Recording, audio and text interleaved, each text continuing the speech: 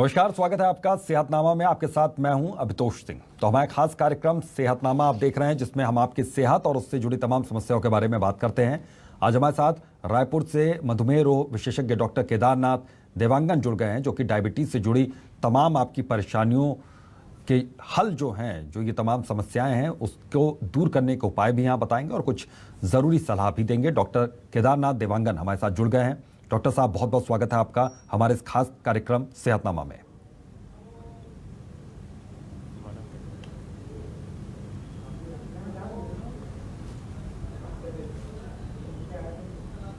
Doctor Kedarnath, आप तक आवाज पहुंच रही है मेरी?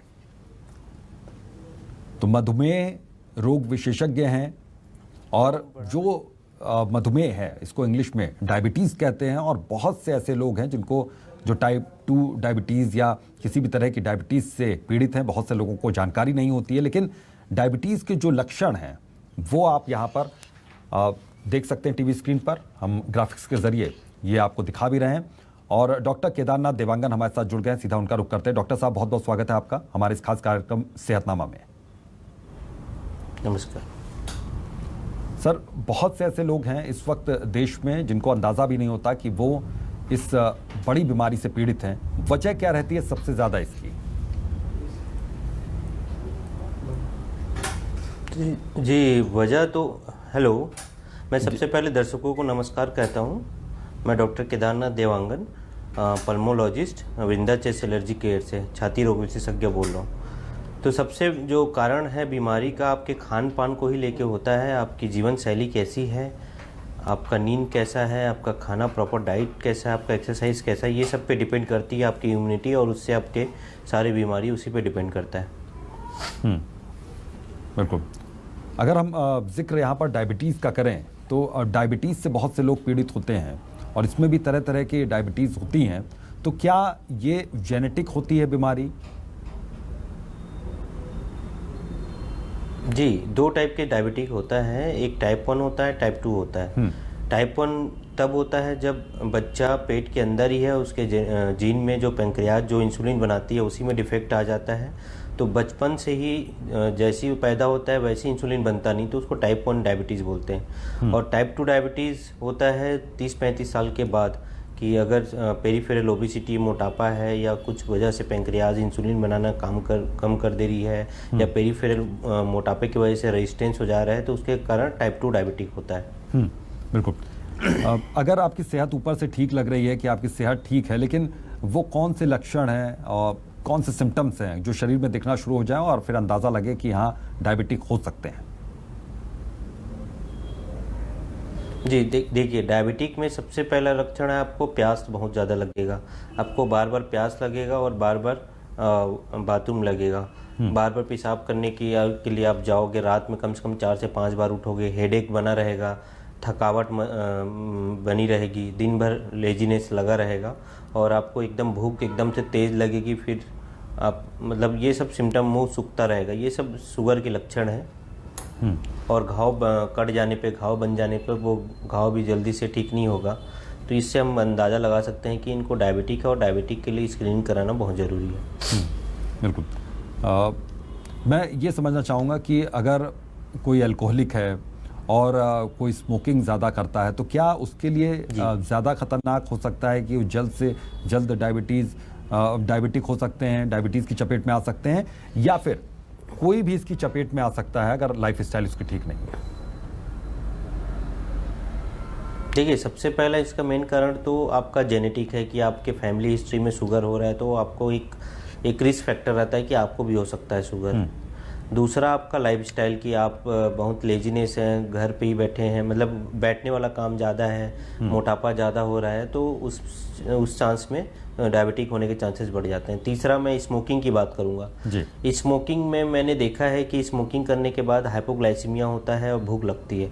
तो होता क्या है कि जो स्मोकिंग करते हैं या जिस तरफ के नशीले पदार्थ जो भी यूज़ करते हैं, जो स्मोकिंग करने से होता क्या है, जब तक वो स्मोकिंग कर रहे हैं ठीक रहेगा शुगर लेवल, जैसे ही वो स्मोकिंग छोड़ते हैं तो उनको डायबिटिक निकल जाता है, शुगर हो जाता है। तो कई लोग, मेरे पेशेंट बोलते हैं कि सर जब तक हम लोग स्मोकिंग कर रहे थे, जब तक सब खा रहे थे, जब तक गुटखा खा रहे थे, स्मोकिंग कर रहे थे, तो जब तक हमारा ठीक था सब, जैसे ही छोड़ दिया हम लोग को शुगर हो गया।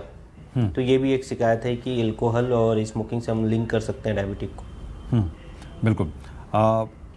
एक और सबसे बड़ी वजह जो बताई जाती है अमूमन, जो देखा जाता है कि जो हमारी लाइफस्टाइल आज की है, जो हमारा खान पान है, वो कहीं ना कहीं इशारा करता है कि डायबिटीज़ हो सकता है या नहीं, क्योंकि लाइफस्टाइल बहुत से ज़्यादा अधिकतर लोग जो हैं, बहुत से लोग हैं जो हेल्दी लाइफस्टाइल को फॉलो नहीं कर रहे हैं, क्योंकि कुछ दिन तक करते हैं, 15 दिन, 20 दिन, महीने भर, उसके बाद फिर से वही पुराने ढर्रे पर जिंदगी वापस लौट आती है। जी, तो मैं यही बोलना चाहूँगा, सबसे पहले आप अपनी कैलोरी को, जो डाइट है उसको ये कैलकुलेट करो कि मुझे इससे ज़्यादा नहीं खाना है, और डाइट में फाइबर ज़्यादा होना चाहिए जिससे अच्छा एब्जॉर्प्शन हो, और एकदम से ग्लूकोज नहीं लेना चाहिए। हो सके तो मीठी चाय अवॉइड करो, जहाँ से भी मीठा अवॉइड कर सकते हो उसको अवॉइड करने की कोशिश करो। शुगर एटलीस्ट वाइट शुगर तो काफ़ी डेंजरस होता है, तो हमें कॉफ़ी भी, जैसे कॉफ़ी ले रहे हो तो विदाउट शुगर लो। चाय में भी कम से कम शुगर होना चाहिए। राइस के बदले रोटी खाओ, दोनों बराबर खाओ। और एक्सरसाइज करना बहुत ही ज़रूरी है। अगर डेली आप एटलीस्ट 15 मिनट भी ब्रिस्क वॉक करते हैं, मॉर्निंग वॉक करते हैं, तो आपके लिए सबसे अच्छा रहेगा। अगर ये रूटीन में, हैबिट में बना लेते हैं, 21 दिन लगता है हैबिट बनने में कि आप उस चीज़ को, रूटीन को फॉलो करो कि नहीं मुझे थोड़ा डाइट कंट्रोल करना है, एक दिन हफ्ते में एक दिन चीटिंग डे बनाना है, संडे, उसको उस दिन मैं सब चीज़ खा सकता हूँ। तो ये सब चीज़ें हैं जो अब हेल्थ के लिए थोड़ा ध्यान रखना पड़ेगा। और अगर जिसके फैमिली हिस्ट्री में शुगर है, डायबिटिक है, तो उनको तो खास कर ध्यान रखना पड़ेगा कि, क्योंकि डायबिटिक कोई बीमारी नहीं है, ना कोई ऐसा डिसीज़ है। डायबिटिक के वजह से जो कॉम्प्लिकेशन होते हैं हार्ट में, किडनी में और आई में, रेटिना में, ये तीनों को इफ़ेक्ट करता है। तो जब तक वो स्क्रीनिंग में पकड़ में नहीं आता तब तक तो वो इफ़ेक्ट कर दिया रहता है। जो न्यूरोपैथी होती है, जो नेफ्रोपैथी होती है, तो ये 3 चीज़ का खतरा सबसे ज़्यादा रहता है, आँख का, हार्ट का और किडनी का। तो वो चीज़, इसलिए हमें शुगर लेवल मेंटेन करके रहना चाहिए। बिल्कुल। आपने बताया कि आंखों पर असर पड़ता है, हार्ट पर, किडनी पर। एक चीज़ मैं और समझना चाहूँगा कि चूंकि कोविड का ये टाइम चल रहा है और कोविड में ऐसे बहुत से पेशेंट जिनकी जान गई, वो पहले से डायबिटिक थे, उनको डायबिटीज़ थी, और इसी वजह से कहा गया डॉक्टर्स की ओर से कि कॉम्प्लिकेशन बढ़ी, मुश्किलें बढ़ी। जी जी जी, देखिए इसमें भी ऐसा है कि पहले कोविड में गाइडलाइन में स्टेरॉइड को यूज़ कर दिए थे। कई सारे ऐसी थी, तो लोकल डॉक्टर्स भी और सभी भी सबको स्टेरॉइड दे रहे थे। जो कोविड है, हाँ स्टेरॉइड दो, बिना इंडिकेशन के स्टेरॉइड। तो होता क्या था, जो डायबिटिक वाले जो पेशेंट थे उनका तो ऑलरेडी शुगर बढ़ा हुआ रहता था। स्टेरॉइड देने के बाद उन्हें डायबिटिक कीटोसिडोसिस हो जाता था, उसके कारण उनकी डेथ हो जाती थी। तो इसलिए स्टेरॉइड का यूज़ उनके लिए काफ़ी सोच समझ के किया जाता है। और अदर एंटी इन्फ्लामेटरी ड्रग्स हैं जिसको अपन दे सकते हैं उनको। तो इसलिए अननेसेसरी इरेशनल यूज़ स्टेरॉइड का नहीं करना चाहिए डायबिटिक वालों। बिल्कुल। जैसा कि सर आपने बताया कि यहाँ पर शुगर थोड़ा सा कम कर दिया जाए। हाँ, बिल्कुल, बात अपनी पूरी कीजिए, उसके बाद मैं अपना सवाल लेता हूँ। बात आप पूरी कीजिए सर।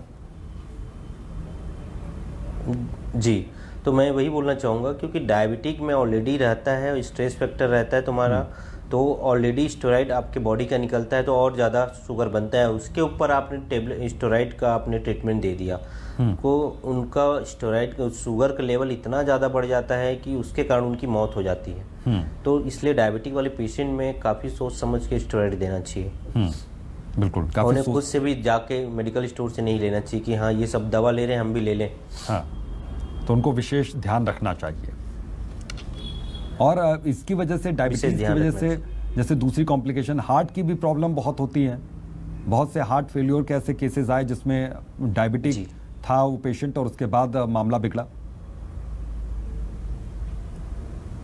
जी, देखिए शुगर को अपन देखा जाए तो अगर सेलुलर लेवल पे देखा जाए तो ग्लूकोज अगर ज़्यादा हो जाता है तो सेल का मेटाबॉलिज्म डिस्टर्ब करता है। तो वो नर्व से लेके, हार्ट से लेके सारे जो अपने सेल्स हैं सब में डिफेक्ट लाता है। तो हार्ट में बेसिकली करता क्या है, वो वहाँ का नर्व को डैमेज करता है, वेसल्स को डैमेज करता है और मसल्स को डैमेज करता है, जिसके कारण कार्डियोमायोपैथी हो जाती है, हार्ट बड़े हो जाते हैं और भी काफ़ी चेंजेस आते हैं। तो उनको हार्ट का खतरा काफ़ी ज़्यादा बढ़ जाता है।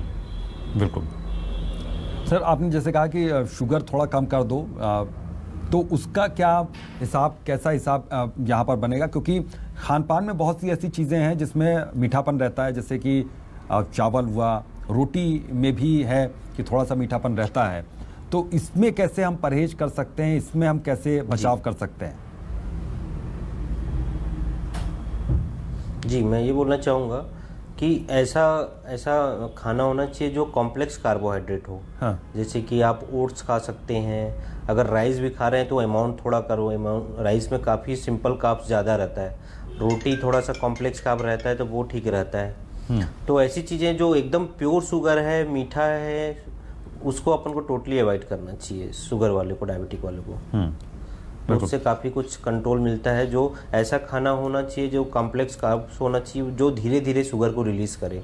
जो एकदम से शुगर का लेवल पिक करता है, जैसे कि ड्रिंकिंग प्रोडक्ट हो गए, कोको कोला जो भी है, स्वीट्स हो गए, मीठी चाय हो गया, जो एकदम से शुगर लेवल बढ़ाएगा, ऐसी चीज़ को तो बिल्कुल नहीं लेना है। चलिए, आपने कोल्ड ड्रिंक का यहाँ पर जिक्र किया, तो बहुत से ऐसे प्रोडक्ट हैं मार्केट में जिनमें कहा जाता है कि ज़ीरो शुगर है, लेकिन जब पियो तो उसमें मीठापन रहता है। तो ज़ीरो शुगर सिर्फ लिखने के लिए है कि वाकई इसमें रखते हैं वो प्रोडक्ट की ज़ीरो शुगर अगर लिखा है तो उसमें शुगर नहीं है? देखिए, ये जो स्वीटनर बोलते हैं, आर्टिफिशियल स्वीटनर, हाँ। ये क्या रहता है कि जो शुगर जो प्लेन होता है उससे थोड़ा डिफरेंट उनकी एनाटॉमी होती है, केमिकल उनकी केमिस्ट्री, बायोकेमिस्ट्री डिफरेंट रहती है, तो वो उतना हार्म नहीं करता। फिर भी शुगर तो किसी फॉर्म में लिया जाए वो तो डेंजरस होता ही है। बिल्कुल, ज़ीरो शुगर कह देने से काम नहीं चलेगा यहाँ पर, तो अपन जितना बच सके उससे काम नहीं चलेगा। उसमें भी अपना आर्टिफिशियल शुगर रहता है, वो भी कहीं ना कहीं जाके नुकसान पहुंचाता ही है। बिल्कुल। इसके अलावा शुगर फ्री मार्केट में होता है कि अगर चाय आपको मीठी ही पीनी है तो शुगर फ्री आप डालकर पीजिए, मीठापन उसमें भी रहता है, तो उससे ही बचना चाहिए। जी, उसी की बात कर रहा था वो। हाँ, वो सब से भी बचना चाहिए, क्योंकि आपको लगता है कि वो उसमें शुगर नहीं है, बट वो चीज़ें क्या है, आर्टिफिशियल शुगर है। आर्टिफिशियल शुगर भी शुगर ही होता है, जिसको लेना चाहिए, जो उतना नुकसान नहीं करेगा, फिर भी नुकसान कहीं ना कहीं जाके करता है। तो इसलिए हमें एक आदत, हैबिट बना लेनी चाहिए अपनी को कि थोड़ा सा कम ही शुगर लें, थोड़ा कम शुगर लें, और मतलब काफ़ी चाय भी पिए तो फीकी चाय पिए, कॉफ़ी पिए, ब्लैक कॉफ़ी विदाउट शुगर लें, ग्रीन टी पी सकते हैं जिसमें शुगर की यूज़ नहीं होता।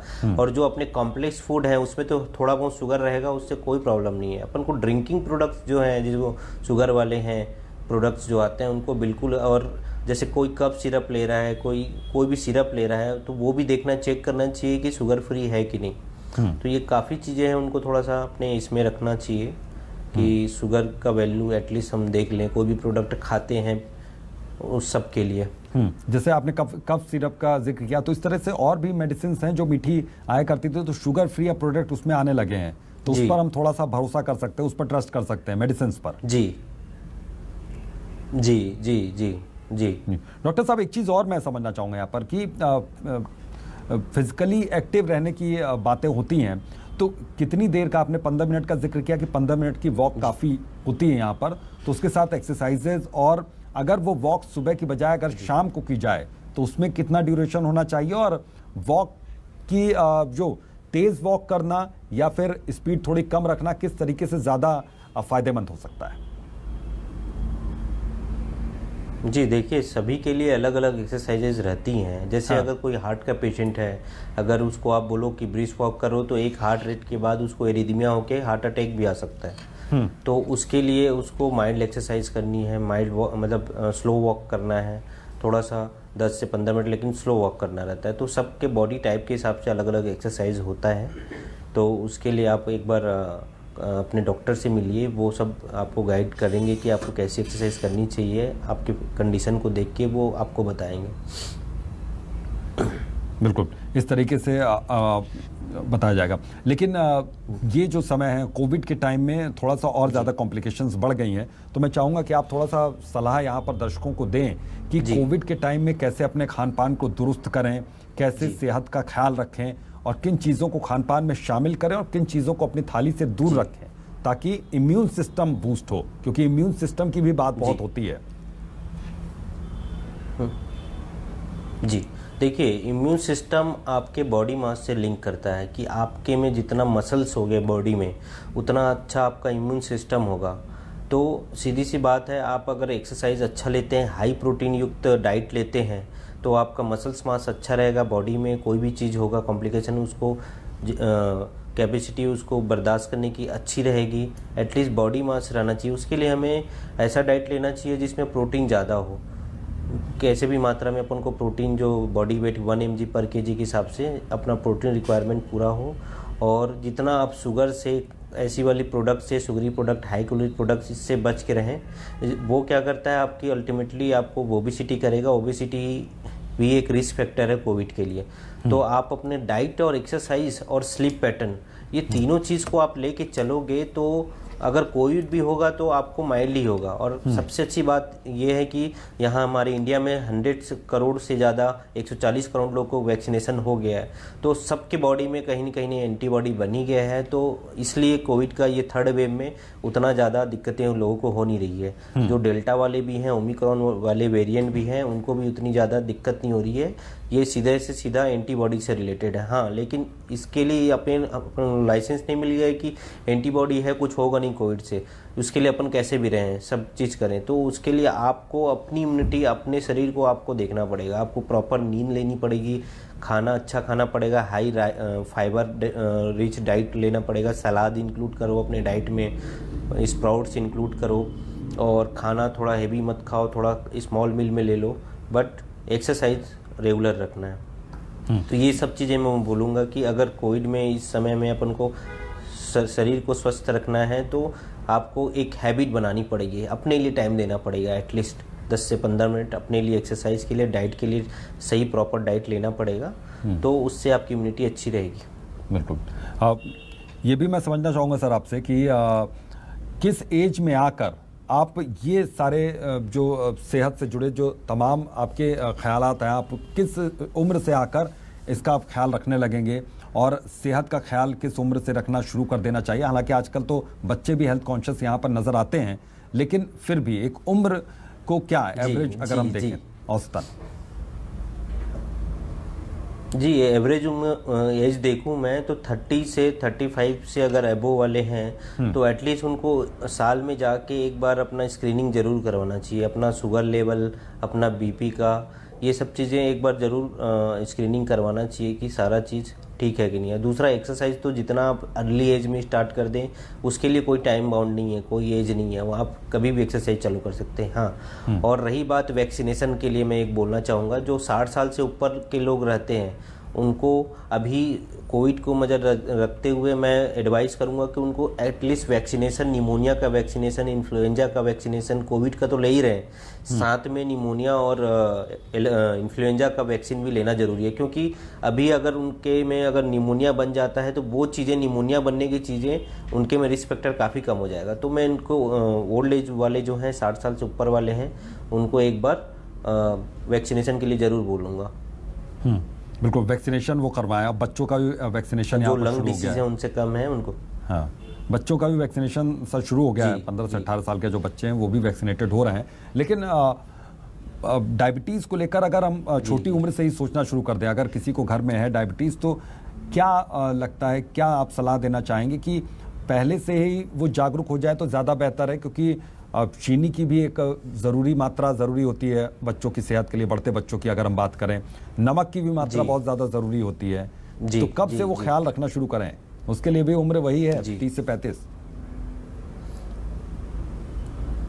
नहीं, उनके लिए बचपन से ही अपन उनको, अगर समझ में आता है कि इनको टाइप 1 डायबिटिक मेलाइटिस है, तो उनको पहले बात तो इंजेक्शन लेना बहुत ज़रूरी है। इंसुलिन तो उनको चाहिए ही चाहिए कि इंसुलिन लेना ज़रूरी है।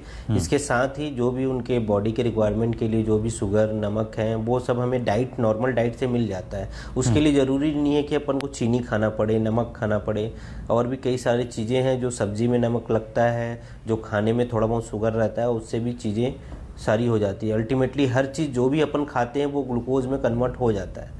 तो इसके लिए अपन को अवॉइड नहीं करना चाहिए कि बच्चे हैं, इनको शुगर नहीं मिल रहा है, इसके लिए टेंशन नहीं लेना चाहिए कि उनको भर भर के शुगर वाला पेशेंट, उसको बचपन से ही अपन को शुगर को कंट्रोल करके रखना है। बिल्कुल, क्योंकि आगे जाके उसके शुगर की वजह से उसको न्यूरोपैथी, कार्डियोपैथी, नेफ्रोपैथी, रेटिनोपैथी ना हो। बिल्कुल।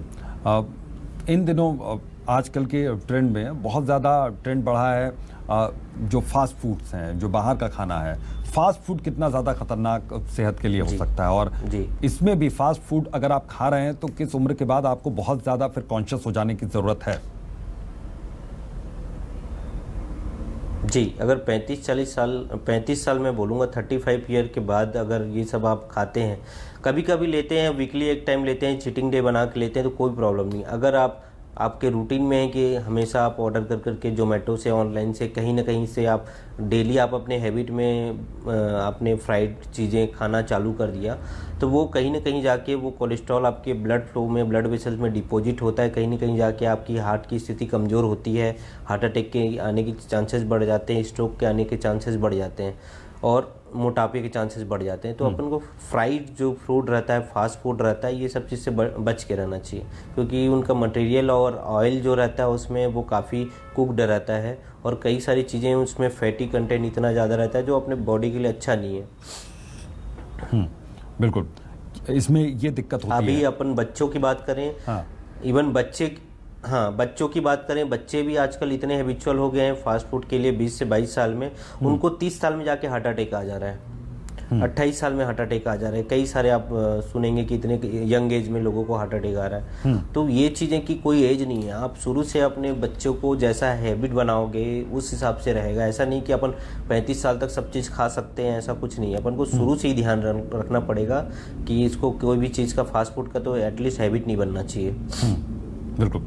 और चूँकि ये जो कोविड का समय था, इसमें जब लॉकडाउन लगा, करीब 1.5 से 2 साल का जो वक्त बीता और वर्क फ्रॉम होम बहुत से लोगों ने किया, तो ओबेसिटी की प्रॉब्लम बहुत से लोगों को हो गई।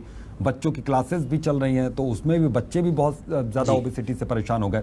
तो इनके लिए आप क्या सलाह देना चाहेंगे? क्योंकि अब कुछ लोग धीरे धीरे करके घर से बाहर तो निकल रहे हैं, लेकिन अभी भी बहुत से लोग हैं जो घरों में बंद हैं, वर्क फ्रॉम होम कर रहे हैं। बच्चे तो अभी भी क्लासेस कर रहे हैं वर्क फ्रॉम होम।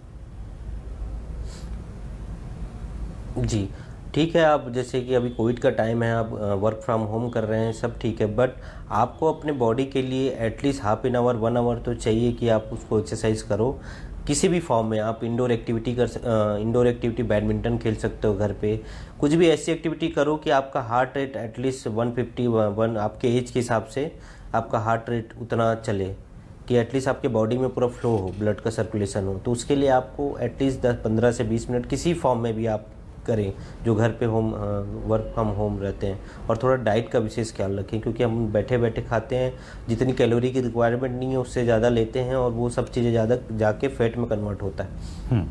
अल्टीमेटली वो ओबेसिटी सब सारी बीमारी का कारण है। बिल्कुल सर, बहुत बहुत शुक्रिया अपना कीमती वक्त साझा करने के लिए, और उम्मीद करता हूं कि बहुत से दर्शकों के जहन में जो डायबिटीज़ को लेकर ज़रा भी संदेह या किसी भी तरह की स्थिति थी, वो यहाँ पर दूर हुई होगी, क्योंकि ये सलाह बहुत ज़्यादा ज़रूरी है। ख्याल रखें। आज के लिए सेहतनामा में बस इतना ही। दीजिए इजाज़त। नमस्कार।